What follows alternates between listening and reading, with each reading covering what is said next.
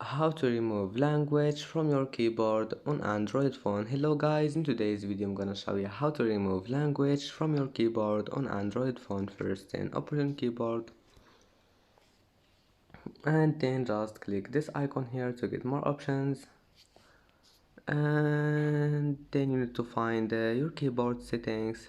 Just click more or settings, and here you will find your keyboard settings. Now all you need to do is just click languages, and as you see here you will find language settings. Now just you need to find any language that you want to remove it, and then click on it and it will be removed, and that's it. It's easy, and that's how to remove any language from your keyboard on Android phone. And that's it for today's video. If you like this video, don't forget like and don't forget subscribe, and thank you for watching this video until the end, and see you in the next video.